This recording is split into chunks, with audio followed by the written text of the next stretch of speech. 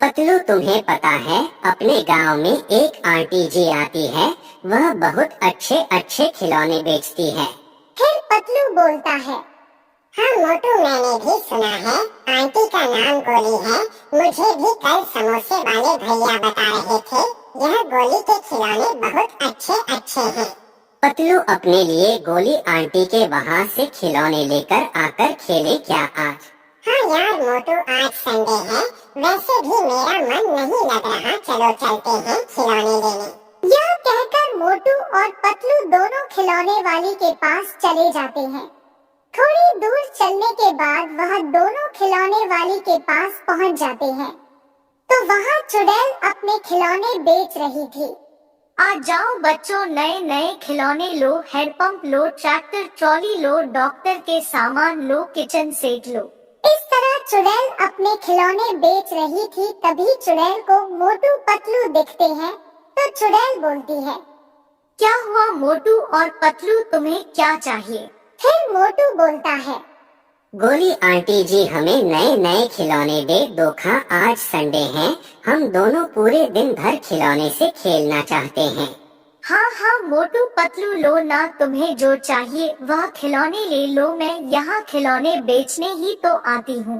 फिर मोटू पतलू वहाँ से खिलौने लेकर अपने घर आ जाते हैं और खिलौने से कुछ देर खेलने के बाद वह दोनों सो जाते हैं।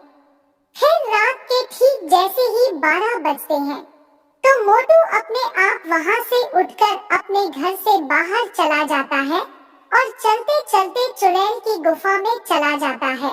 फिर अगले दिन जब सुबह पतलू उठता है, तो पतलू को मोटू घर में कहीं नहीं दिखता। पतलू घर के बाहर जाकर मोटू को ढूंढता है। पतलू कुछ देर मोटू को ढूंढने के बाद एक बच्चे से पूछता है, अरे भाई टोनी, तूने मोटू को कहीं देखा था क्या? फिर टोनी बोलता है, नहीं पतलू भैया, मैंने मोटू को कहीं नहीं देखा।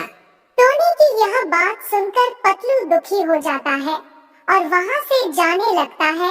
तो टोनी बोलता है, पतलू भैया रुको, मुझे यह बताओ, आपने गोली आंटी से खिलौने लिए थे क्या? हाँ टोनी भाई, हमने कल ही उस गोली आंटी से नए नए खिलौने लिए थे।